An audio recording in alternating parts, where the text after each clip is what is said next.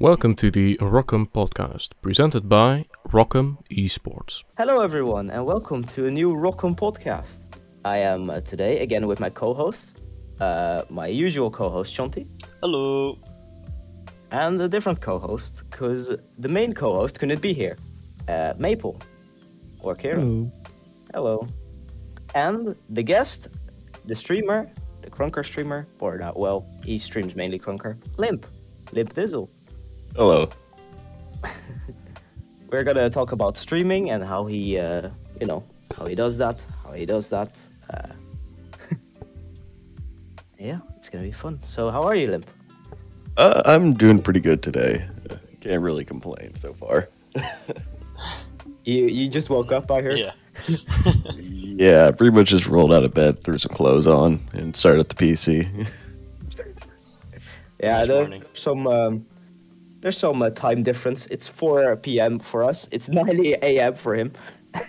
It is kind of funny. Yeah, it made it a little bit difficult to set this up. It worked in the end. We are here now, so. Yeah, I got it eventually. So you do streaming. When? No, go on. Okay. Yeah, you do streaming. You stream on Twitch. Yeah. When did you start streaming? I started close to around 4 years ago now. 4 years ago now. Why did you start? Were you just like, oh, let me try this?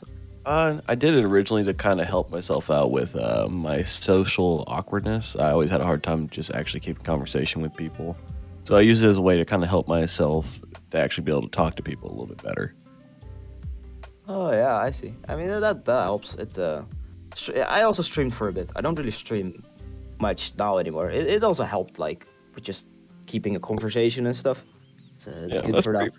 Yeah, that's pretty much the reason why I started doing it in the first place, and pretty much the same reason why I still do it. Just very helpful in that aspect. I see. Would you say you're still like a bit socially awkward, or do you think it's improved? I still am, but it's helped out a lot. Like I've had a couple people that hadn't seen me in like a year or two after I started and started actually building popularity on Twitch and started growing. They could really tell a huge difference. Like they said I sound like just a whole different person whenever I talk to them now. I see. Well, you don't come over to me as a socially awkward person. Yeah, I don't This is our first anymore time meeting, as so. much. Yeah, it's not as bad as it was before. Normally, I would just sit in a call with people and just wouldn't even say more than like 10 words within 5 hours. Mhm. Yeah, it does help with that. I hear like more streamers that started streaming to help with socially awkwardness. It does tend to help. That's yeah. I can definitely say it helped me a lot. You stream mainly Krunker. Why is the game choice Krunker? I started out. Well, this is basically going to start where I started streaming. Originally, I started out streaming variety for 3 years, and over that course of 3 years, I could never even get affiliate until I believe it was early last year. I finally hit affiliate, and I was just trying to find a good game to just play every day. What I started doing was just streaming Rocket League every day, but I kind of got bored of that. So I was just looking at different games. One of my buddies was playing Krunker, and I saw it for the first time. It looked awful to me. It actually looked like the worst game ever, just because the graphics the person was running it on. But then I watched one of my buddies now, Meatman. He's another Twitch partner, but he actually has his game set up right. He has all the right settings. It just looked like a fun, fast-paced, quick-scope simulator. So I gave it a shot, and I had an absolute blast. And just haven't really looked back since then. Yeah, and there are a lot of community games and stuff in Krunker, right? Oh yeah, hell of a lot. The whole entire community makes all the custom games within the actual game itself. So there's no limit to the possibilities in that game. Like even somebody literally just recreated Five Nights at Freddy's inside of the game. Wow. Oh wow! Like complete recreation of it, all within a browser pretty cool. game. Yeah, you can literally just go type in krunker.io on the web browser and go to custom games and type FNFA or FNAF, and it'll literally just take you to Five Nights at Freddy's within the game without having to download a single thing. That's pretty the- cool. Yeah, there's Krunker, very talented people in the community. Krunker kind of reminds me of like a browser version of CS:GO. Yeah. Like, It kind of is, disregarding the movement. yeah, But then again, but it more reminds me of CS:GO more because of the graphics than anything else, to a degree. Because CS:GO, it's your standard precision-based shooter, while Krunker really isn't. The hitboxes in that game are actually twice the size of the actual character's body. Wow. yeah, Have you never noticed that? It's yeah. really big. atrocious. I haven't played Krunker that much, to be honest. I've played it a bit since when Ranked came out. I played that. Yeah, Quite a ranked bit. though, it actually has precise hitboxes, but pubs, they are atrocious. But it makes it fun for playing on stream. I don't have to pay attention to the game to even play and drop nukes. I'll just sit there, talk with Chad, and not even pay attention. I see. About chat, how do you like? Because there's a lot of people going on. Sometimes people say weird shit. How do you remain like a healthy chat? A lot of it has to go with knowing what's appropriate for Twitch and knowing what things you kind of want to respond to and don't need to respond to, and let your mods take care of those type of situations. Normally, what I try to do is I try to respond to everybody on stream, because a lot of people, like especially when they start getting to larger audiences, they kind of ignore a lot of their chat. If you haven't noticed that with a lot of them. I try to make sure that every single person I respond to, whether it be 50 people in my chat or 800 people in there, I try my best to. Except for on those days when it's at like 800, I kind of got to ignore the questions that are just repeating over and over again. Let the mods answer the simple ones. I see. Yeah. It gets kind of wild on update days. So your mods handle most of the trash that goes on, I guess. Yeah, that's kind of what mods are for in the end of the day. How do you choose mods, by the way? Like people that are active in your chat, or? I actually go through an application process. Basically, they turn in an application within the Discord itself. I only choose people that have been around the stream for a decent while, and people I know that are also outstanding mods within the actual game community itself. Because a lot of my, couple of my mods actually mod for around 15 to 20 different Krunker partner streamers within the game. Oh, So damn, a lot of us okay. share a lot of us share mods. Okay. They just have like 50 tabs open, all of them at once. Just Well, moderating. that's the thing. A lot of the people that stream the game, they all stream at different times throughout the day, normally like 2 or 3 hours or so. So normally it's not too hard for them to make it into a lot of them, but some days they just can't make it to some. It does your get mods, kind of wild. Do your What? mods get paid, or do they do it for free? They get 1 pack of ramen every year for Christmas. Not really? Is that actually? 1 pack. Damn. But no, no, they do not. They all volunteer out of their own wanting to do it. Actually, Okay. if I ever made enough money to where I could be paying mods, I definitely would. But I don't stream for money at all, really. I make hardly anything on Twitch. Oh. I see. So, you said earlier that that you just woke up red and you throw on some clothes. Yeah, pretty much. So like, how does your daily life look like, sort of? It's pretty wild. I wake up around 5 a.m. every day, go to work until about 3:30 in the afternoon. Come straight home, start stream by 4 until about 6:30, and then I spend the rest of the day hanging out with friends, playing games, till about 11 or 12 at night, and then repeat. Except for on the weekends. Damn. So you like sleep for 5 hours, like during Yeah. the week? Yeah, pretty Damn, much. okay. I think I slept. I think this is the most I've slept in a couple days tonight. Wow. Okay. And we woke you up early. Now I feel guilty. Oh no, you didn't wake me up early. I normally wake up around like 8 or 9 on Saturdays because I started to stream at like 9 to 9:30 normally. Okay. Oh, I see. Okay. So yeah, you've managed to build a community around it. How do you maintain the community?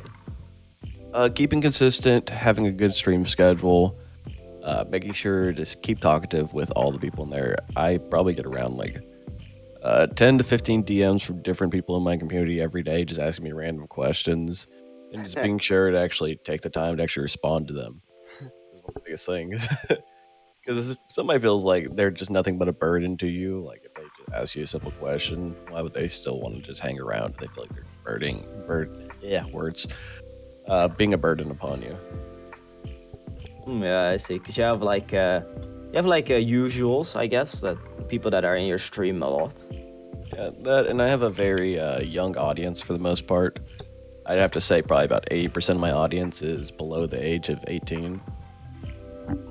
So it's it's a lot of different personalities, a lot of different age groups I end up dealing with through a daily basis. So you kind of have to learn how people act and learn how to treat them how is appropriate. Because a lot of them, they are just kids that don't really know how to be chatting with somebody. I used to have one kid that would constantly spam my DMs at 1 or 2 a.m. because he's actually Swedish. Oh, okay. It was hilarious. I'd wake up with like 60 DMs in the morning. I'm like, Tobe, what is wrong with you? I'm trying to sleep right now. What would he ask you in those DMs though? It would just go limp, Doritos. He just randomly throw Doritos in there for some reason. Oh no. Okay. Or he'd call me bread because limp basically means bread in Swedish, apparently. No, I didn't know that though. I did not either. So they started calling me LimpDizzle all the time. Oh wow. That's amazing. Oh yeah, but I think most streamers and like YouTubers and stuff have a younger audience because they have more time. And then there's more of them out there as well. At least out here viewing content. That's one thing you got to think of. Most people, whenever they start getting older, they don't stay gaming as much as they used to. So a lot of them don't make the time to go watch Twitch, watch YouTube, unless it's for certain things that they want to watch or just have a thriving passion for. Because people grow up, they kind of die off for certain games that they like, die off for certain subjects they like. So it's always a revolving audience when it comes to just about any game. People that you start out with aren't always going to be there. The people that come in might only be there for a day or two, might just lose interest and be gone the next. Yeah. Do you watch streams yourself? I started watching Twitch and streams about a year ago, which is 3 years into my streaming cycle. I never watched any Twitch before then. I just never found it that entertaining. But I started watching it for my friends that are out there and viewing their streams. And for a while, I was watching close to around like 15 hours a day. Hold down. Yeah, which helped me out a lot as far as like getting off my feet when it came to streaming. A lot of the people that I'd watch throughout the day, they'd make it by my streams and help get me a little bit higher up in categories and help my growth a little bit. Because when you're sitting on like those bottom rows of categories with like 5 to 6 viewers or less, you're still in like the top 1%, but you're not topping those charts half the time in most of these games. Yeah, While in like Krunker, when I moved over to Krunker, I had probably like a 20 average. And it instantly put me on the top row of people streaming the game because it's such a small game. So that before too long, I was at a 40 average, 60 average, then 80, 100, and so on and so forth. So it really just helped out a lot, just with how much I was watching Twitch, how many people came by, and how much I learned from watching other streamers. Yeah, because Twitch doesn't really have an algorithm to push you. It's just like numbers, I guess. To be it's just completely random. Somebody could it just depends on what somebody's looking for in a day, and they might find you, they might find somebody else. Well, there's plenty of people out there. It's just hard to get viewed. Yeah, because on another platform like TikTok, it's fairly easy to get views because it's just pushed to everyone. Yeah, like I saw your Valorant CS:GO TikTok the other day. That thing killed me. I saw that. I was like, "Oh, let's go, Apo." That's my boy. Yeah, I mostly do CS:GO TikToks, and I did that for April Fools, and yeah, it was a good idea, I guess. Oh, it was hilarious. I loved it. But Limp, By the way, I have a does your question. oh, you can Yeah. go. You can go. Oh, Sean. okay. How did you do your branding with like the colors that you use? I saw in your Twitch that you actually use purple, just like Twitch themselves. Did you really choose that, or was it chosen for you? Originally, my branding was actually like a blue and silver because that's my whole entire setup. That's the theme color of my setup. Okay. And eventually, I just realized the blue just doesn't stand out very well. At least, like the blue I went for like an electric blue, which is what everything on my desk is. I realized that just doesn't, it's not very eye catching. So I decided to swap it over to purple and silver because I know I really like the way those colors go together. And I just ended up really liking it and stuck with it. Because not too many people go with purple as far as like their channel colors. You'll see most people, they'll go with blue, white, red, black, and pink and like green. It's such a color, but that's what a lot of people go with.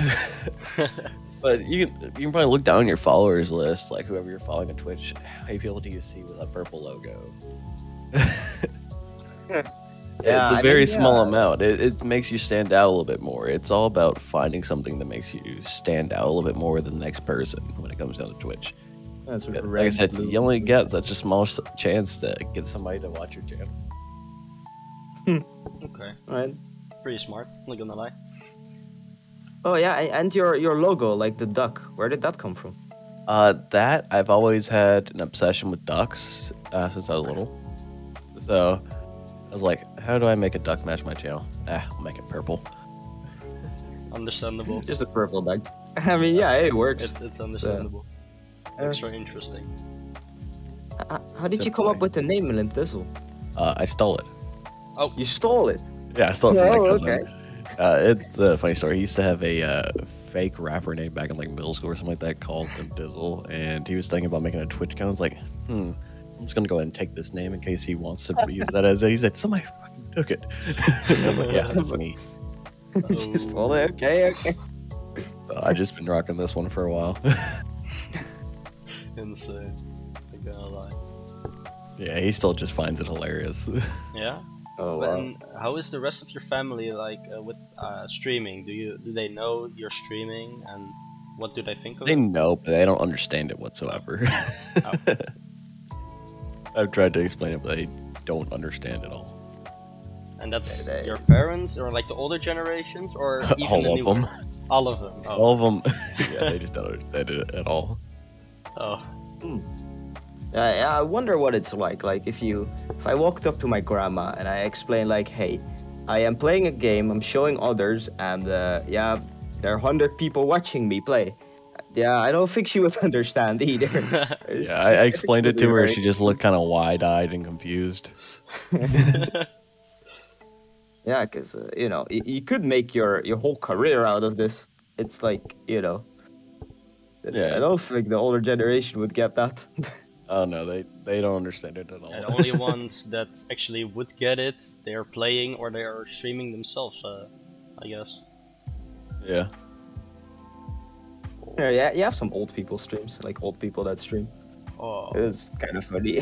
Yeah, there is one Dutch guy, friend of mine. He said, "Yo, watch the stream." He was a DJ or something. He may, when he was younger, worked at a radio station, because he was literally in chat. You could just request songs, and he would play it like it was a radio. It was funny. The guy is like 80 or something. It was really fun to watch, to be honest. Yeah. Do you by the way think there are like pros and cons to streaming? Like, are there downsides to it? Yeah, there's downsides. A lot of it has to do with mental states, honestly. Especially if you're somebody that gets just very, what's the word? Overworked when it comes down to like watching numbers go up and down, which I thrive for that. I love watching numbers and finding what makes everything go up and finding what makes everything go down. But a lot of people, they just can't handle the pressure of it at times, especially when it comes down to thinking that you're not good enough, a lot of that stuff. But there's just no clear way of seeing growth on Twitch. There's like no discoverability other than just being at the top, like I was speaking of earlier. There's a lot of cons to it, but if you're doing it just for fun in the end of the day, none of that should matter to you. It's not. Twitch is probably the last thing I'd tell somebody to try to make a career off of. Yeah, because I'd imagine if you like, have 100 average and then the week later you have 20 average, it would be a bit, Highly demoralizing. Yeah, highly demoralizing. But yeah, the reason why I never would tell anybody to try to go for a career on Twitch, it's the same reason why I don't try to make money on Twitch. I'd never promote gifting stuff, never promote dropping bits or anything like that, is because I don't like the idea of making a living off somebody's charitableness. I've never liked the idea. That's why if I ever did try to go full-time on content creation, I'd just go straight to YouTube and start making videos there. Because there you're getting paid just by ads. You make literally nothing on ads on Twitch. Like, even at my size, I still make nothing. I mean, maybe if you're like really big, like I don't know, you you're can if you're or something. Yeah, if you're getting several thousand, you can make enough just off ads. Like, I think for my best month ever on ads, I had like a 285 average for the month. Streamed 60 hours, and I made $80 on ads. Great. Yeah. Yeah, it's yeah. Ads do But, not pay a lot. I the entire time I streamed, like all of my streams, I made $3 on ads. And everything. There was even like streams that I had years ago. Just all of it combined, three fucking dollar. It's It pretty is not a ridiculous. lot. But that's why I'd never recommend Twitch as a career, nor would I ever try to make it into a career. But, Everybody always asks me if I want to go full-time streaming. I'm like, no. No chance. I don't even want to try to attempt that. I don't want to be worrying about where my next paycheck's coming from, if I'll make enough this month. I'd rather have a stable source of income at the end of the day. Yeah, I never thought about that. People that are doing it full time. What if people are just not interested anymore? Yeah, or people just don't have the money to drop on you, or say somebody has a bad month and they are not dropping any subs. So you're going to have a bad month and can't pay any bills. That's just the way it works. That's why I would never tell anybody to do that. Like, I see a lot of people just say, you know what, I'm going to go full-time streaming. I would not recommend it. Sure, people might be a little bit extra charitable, like your first month doing it, trying to help you out. But it's probably not going to end up going well. A lot of people, like, even like larger than me, can't even afford to go full-time, nor would they. Especially if you have a decent job and job out there, there's no reason to risk future employment reasons to try to go full-time on Twitch. Plus the fact that a lot of companies will ask, like, what's your, like, getting loans and stuff like that, a lot of them will ask, like, what's your job of employment. If you tell them that it's live streaming, you know how fast your chances of getting a loan or anything like that's going to drop. Yeah, I mean, That's unstable income right there. A lot of people still don't think it's like a real job. Which it kind of isn't, honestly, in the day. When you think about it. Now, I would say different towards like YouTube and stuff like that. Yes, you're putting in the work, putting plenty of hours working on that stuff. You know how much time I spend just getting prepared for a stream? No. The 5 minutes it takes for me to turn off my starting soon screen. Yeah. Hitting starting stream and then go get myself a water and sit back down. That's my setup. Wow. Yeah. Would you call that a job? Just sitting here playing games? But Now, if you're putting all the work in, like posting stuff from your stream out to like TikTok, YouTube, making edits and all kinds of stuff like that, yeah, maybe. I'm not doing that. That's not what I got into this for. Yeah. how do you keep your stream entertaining for everyone that's looking? I yell at people on occasions, and then I play games very good. Ah. You have very good aim. I saw that. Yeah, a couple of years back, I used to play semi-pro on Rainbow Six Siege for a while, which is where I kind of like fine-tuned my aim. It doesn't quite transfer very well to other games from just a one-tap mechanic like that. But it transfers fairly decently. I normally place fairly high in most different styles of games, especially anything shooter. Okay. I see. Let's see. Have you ever tried CS:GO? Oh yeah, I play CS:GO on occasions. I never play it competitively. I play more Valorant competitively, but I hardly ever play it nowadays. Oh, you play Mm. Valorant competitively. Okay. Yeah, I recently kind of converted from CS:GO to Valorant. Yeah, I don't know. I still like CS:GO more, but I find CS:GO a lot more casual than Valorant, honestly, Yeah. which is why I enjoy playing CS:GO a little bit more than Valorant at times. If I'm Valorant looking for are- something just casual, I'll go over to CS:GO and go mess around for a little bit. Play some competitive on that because it can just get pretty hilarious. True. I see. How do you like stay consistent with streaming?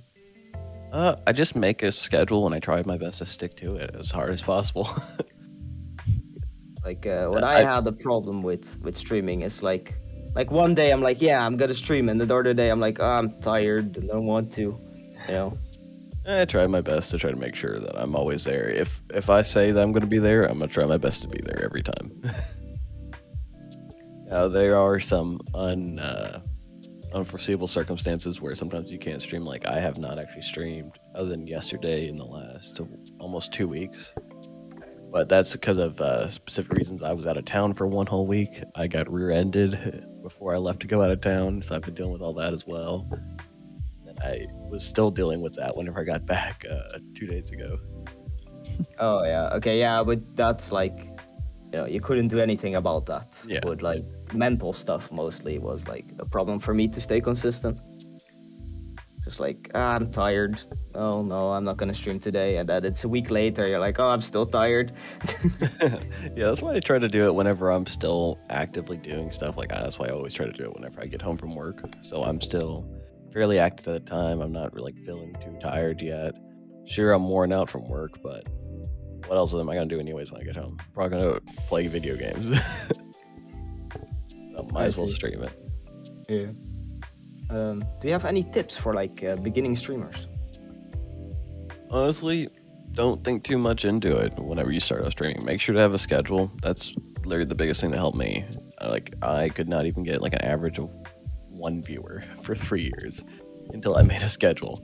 Because what I would end up doing is literally streaming like once every couple weeks at some random time whenever I was just bored playing with some friends and thought, you know what'd be fun? Let's stream this. So that would be the biggest tip I ever give somebody. That, and make sure to make some friends out there. You're not just doing this just for yourself. There's tons of great people out there on Twitch. Make some friends with some other streamers. A lot of times they would be the thing. They'd be the people that would help you the most at the end of the day. Okay. I see. Yeah, because a lot Like of my- like beginning streamers, they think like, oh, I need to have this and this and this. I thought that as well. I need to have all these things, you know. Otherwise, I'm not gonna be big.